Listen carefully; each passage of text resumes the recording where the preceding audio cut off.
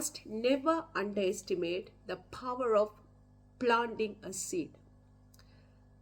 நாங்கள் விதைக்கிற அந்த விதைகளை குறித்து அதனுடைய முக்கியத்துவத்தை நாங்கள் குறைத்து மதிப்பிடக்கூடாது. வேதம் சொல்லுகிறது, சமயம் வாய்த்தாலும் வாய்க்காவிட்டாலும் திருவசனத்தை ஜாக்கிரதையாக நாங்கள் பிரசங்கிக்க வேண்டும். எங்களுக்கு சந்தர்ப்பம் வாய்க்காலும் வாய்க்காவிட்டாலும் நாங்கள் சுவிசேஷத்தை சொல்ல வேண்டும். அது நம்மேல் விழுந்த கடமையா இருக்கிறது. எத்தனை பேர் அதை ஏற்றுக்கொள்கிறார்களோ ஏற்றுக்கொள்ளவில்லையோ தெரிய நமக்கு தேவையில்லை. நம்மை பற்றி எவ்வளவு கேவலமாக அவர்கள் பேசுவார்களோ அதை பற்றி நமக்கு கவலை இல்லை.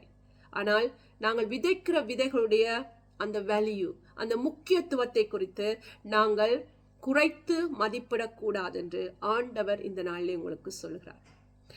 வெளிப்படுத்தின விசேஷம் 8ஆம் அதிகாரம் 7ஆம் அதிகாரம் 13ஆம் வசனம் இப்படியாக சொல்லுகிறது, அப்பொழுது மூப்பர்களில் ஒருவன் என்னை நோக்கி, வெள்ளை அங்கிகளை தரித்திருக்கிற இவர்கள் யார், எங்கே இருந்து வந்தார்கள் என்று கேட்டான். அதற்கு நான், யோவான், ஆண்டவரே, அது உமக்கே தெரியும் என்றேன். இதே போலத்தான் பிரியமானவர்களே, இந்த வசனத்தின் மூலமாக ஆண்டவர் என்னோடு பேசினார். நாங்கள் பரலோகத்திலே போய் நிற்கும் போது ஆண்டவர் சில கூட்ட மக்களை காட்டி, இவர்கள் யார் என்று உனக்கு தெரியுமா என்று கேட்கும் போது நமக்கு அது தெரியாமல் இருக்கும். ஆனால் ஆண்டவர் சொல்லுவார், இவர்கள் எல்லோரும் உன்னுடைய சுவிசேஷத்தினாலே ரட்சிக்கப்பட்டவர்கள். புரிகிறதா உங்களுக்கு? நமக்கு யார் யார் நம்முடைய சுவிசேஷத்தினாலே ரட்சிக்கப்படுகிறார் என்பது தெரியாமல் இருக்கலாம். ஆனால் நாங்கள் சொல்லுகிற அந்த சுவிசேஷத்தை குறித்து, நாங்கள் விதைக்கிற விதைகளை குறித்து நீங்கள் குறைத்து மதிப்பிடாதிருங்கள் என்று ஆண்டவர் இந்த நாளிலே சொல்கிறார். அவர்கள் மிகவும் பிரயோஜனம் உள்ளவை. நமக்கு ஒருவேளை தெரியாமல் இருக்கலாம். ஆனால் நாங்கள் பரலோகத்தில் போய் நிற்கும் போது ஆண்டவர் இந்த கூட்ட மக்களை பார்த்து இவர்கள் எல்லோரும் முன்னால் ரட்சிக்கப்பட்டவர்கள் என்று சொல்லும் போது, அப்பொழுது நாங்கள் செய்த காரியத்துடைய அந்த முக்கியத்துவத்தை நாங்கள் அறிந்து கொள்ளக்கூடியவர்களாக இருப்போம். அதனால் நடக்கும்.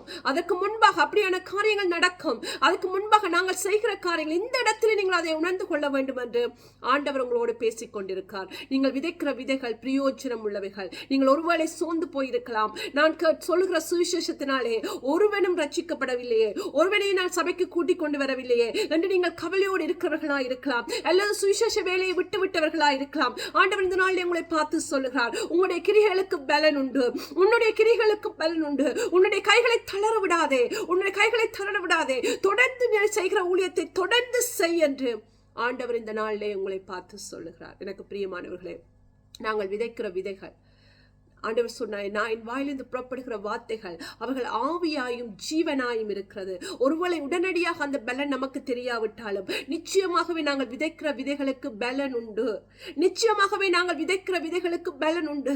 கண்ணீரோடு விதைக்கிறவன் கம்பீரத்தோடு அறுக்கிறான் என்று சொல்லி இருக்கபடியாக நாங்கள் ஜெபத்தோடு அந்த ஆத்துமாக்களுக்கு நம்முடைய அறையில அழுது ஜபித்து பின்பாக செய்கிற விதைக்கிற விதைகள் அவர்கள் மிகுந்த பலனை கொடுக்கும் என்று ஆண்டவர் இந்த நாளிலே உங்களை பார்த்து சொல்லுகிறார். ஆகையால் நீங்கள் செய்கிற காரியத்தை விட்டு விடாதிருங்கள். தொடர்ந்து சுவிசேஷத்தை பிரசங்கியுங்கள். உங்களுக்கு சமயம் வாய்த்தாலும் வாய்க்காவிட்டாலும் சுவிசேஷத்தை பிரசங்கியுங்கள். நம்முடைய சாட்சியுள்ள வாழ்க்கையை பார்த்து மற்றவர்கள் ரட்சிக்கப்படும்படியாக தந்தை பெர்க்ஸ்மேன் இப்படியாக பாடியிருக்கிறார், சுவிசேஷ பாரம் ஒன்றே என்னுடைய இருதயத்தின் துடிப்பாரமாக இருக்கட்டும்.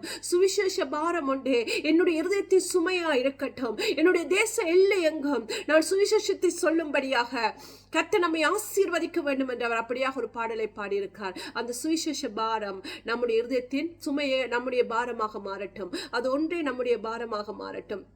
அது மட்டுமல்ல, இன்னும் நாங்கள் எஃபெக்டிவாக சுவிசேஷத்தை சொல்ல முடியும்.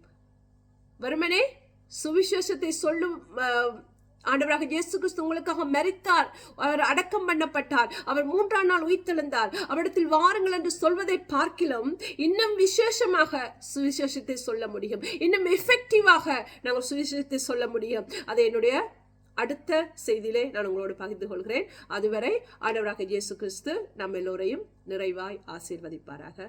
ஆமென்.